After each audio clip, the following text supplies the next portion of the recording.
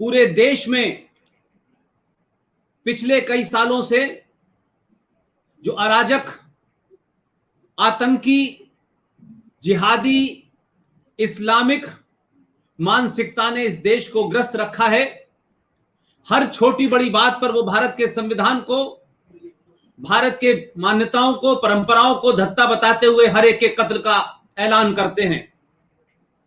इन लोगों की बड़ी ख्वाहिश है कि ये खुद तय करते हैं कि किसने इनके मोहम्मद की गुस्ताखी की, रसूल की गुस्ताखी की, और ये अपने आप को समझते हैं कि संविधान से भी ऊपर हैं, और कौन सी किताब ये मानते हैं जिस किताब का भारत में कोई लेना देना नहीं है। हाल के दिनों में नरसिंह महाराज जी ने जिस तरीके से डासना के वो महंत हैं, महाराज हैं, उस मंदिर में कुछ लोगों ने घुसने की कोशिश की और वो सारा मामला पूरे देश के सामने है। लेकिन पिछले 15 दिन से मैं लगातार देख रहा हूं देश के अलग अलग शहरों में ये सड़क छाप जाहिल मुफ्ती मौलाना, अपने आप को हाफिज और सईद कहने वाले, ये तमाम सारे लोग जगह जगह प्रेस कॉन्फ्रेंस कर रहे हैं और भारत के संविधान की, भारत के प्रशासन को ठेंगा दिखाते हुए हर एक की गर्दन काटने का ऐलान कर रहे हैं।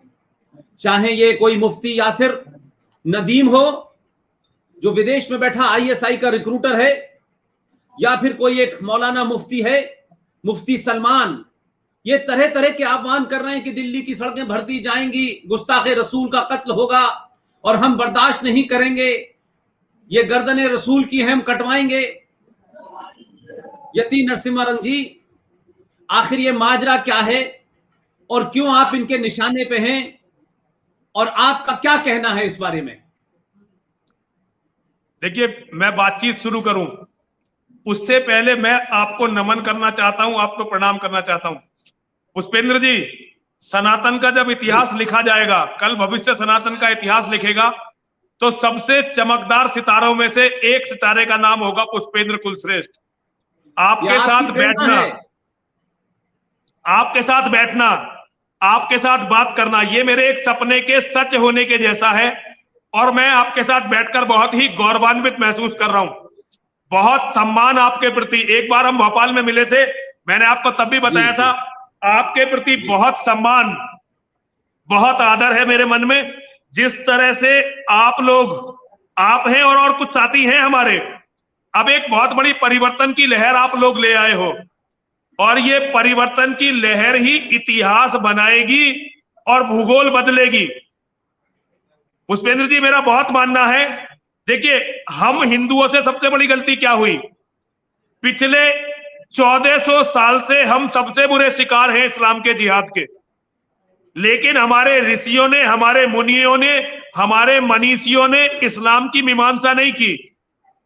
जो आज पुष्पेंद्र कुलश्रेष्ठ जी कर रहे हैं, जो आज तुफैल चतुर्वेदी जी कर रहे हैं, जो आज अंकुर आर्य, राहुल आर्य जैसे छोटे छोटे बच्चे, आप तो फिर भी वरिष्ठ हैं, बालों में भी बिल्कुल चांदी हो गई है, लेकिन आज तो छोटे छोटे बच्चे भी आपको देख देख के बहुत बड़ा काम कर रहे हैं।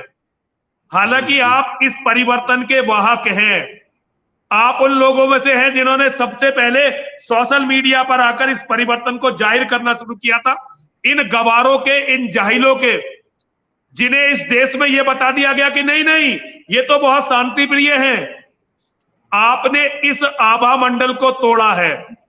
देखिए, एक बहुत बड़ा दुर्भाग्य है हम लोगों का, हम लोग इस्लाम के इतने बुरे निरीह शिकार होकर भी इस्लाम के बारे में बोल नहीं पाए।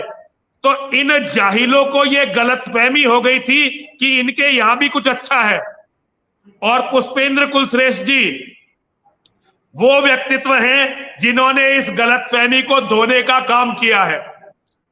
तो आपको बहुत बहुत प्रणाम करता हूं, बहुत बहुत नमन करता हूं, और मां और महादेव से प्रार्थना करता हूं कि हम लोग साथ बना रहे हमारा। अगर हम लोगों का साथ बना रहेगा तो परिवर्तन इतनी तेजी से आएगा कि ये जाहिल गवार लुटेरे, ये जाहिल गवार लुटेरे, संगठित डाकू, ये इसकी कल्पना भी नहीं कर सकते। देखिए, मेरे खिलाफ जो ये षड्यंत्र है, ये कोई विशेष बात नहीं है, ये आपके खिलाफ भी है, ये हर उस व्यक्ति के खिलाफ है जो इनकी सच्चाई को दुनिया के सामने ला रहा है। बस ये है कि इन्होंने पहला टारगेट मुझे रख लिया, मैं खत्म हो जाऊंगा, मुझे मार देंगे तो अगला टारगेट पुष्पेंद्र कुलश्रेष्ठ होंगे, उसके बाद अगला टारगेट अंकुर आर्य होगा, फिर शुभम मंगला होंगे, फिर तुफैल चतुर्वेदी जी होंगे, फिर संजय दीक्षित होंगे, फिर नीरज अत्री होंगे। इस तरह से जितने भी बोलने वाले हैं हम लोग एक एक करके इनका टारगेट होने वाले हैं। और इसमें मैं आपको ये बताना चाहता हूं पुष्पेंद्र जी, जो मेरा मानना है, हो सकता है मैं गलत हूं, गलती इन जाहिल लुटेरों की नहीं है भाई, इन लुटेरों का तो अपना एक गिरोह है, उस गिरोह के नियम है, उस गिरोह का एक इनका अपना सरगना था, ये उसको फॉलो करते हैं, ठीक है जी, तो उसकी इज्जत को बचाना इनका काम है। गलती हमारी है जिन्होंने इस्लाम को नहीं पढ़ा, नहीं सीखा और अपने लोगों को नहीं समझाया। मेरे कत्ल का फतवा दे रहे हैं, कोई बड़ी बात नहीं है, इनका काम है। पिछले 1400 साल से जिसने भी इन्हें दर्पण दिखलाया है उसको इन्होंने मार दिया है। लेकिन दिक्कत पुष्पेंद्र जी ये है कि भारत जैसे देश में जो इतने आघातों प्रतिघातों के बाद हिंदुओं को एक छोटी सी जगह नसीब हुई, जो संस्कृति, जो सभ्यता कभी पूरे विश्व को जगत गुरु के रूप में आलोकित करती थी, आज उसकी अंतिम शरण स्थली 1947 का जो बंटवारा हुआ, उस बंटवारे में हमें यह टुकड़ा मिला था। आज हम इस टुकड़े में भी इतने सुरक्षित हैं कि ये हमारे कत्ल के फतवे दे सकते हैं। ये हम सबके लिए चिंता की बात है। देखिए पुष्पेंद्र जी, मैं एक बात बताना चाहता हूं, कमलेश तिवारी जी मेरे छोटे भाई जैसे थे। वहां ये शिव शक्ति धाम डासना जहां से मैं ये बोल रहा हूं, कमलेश तिवारी जी काफी समय उन्होंने इस मंदिर में काटा है, मेरे शिष्य जैसे थे, छोटे भाई जैसे थे।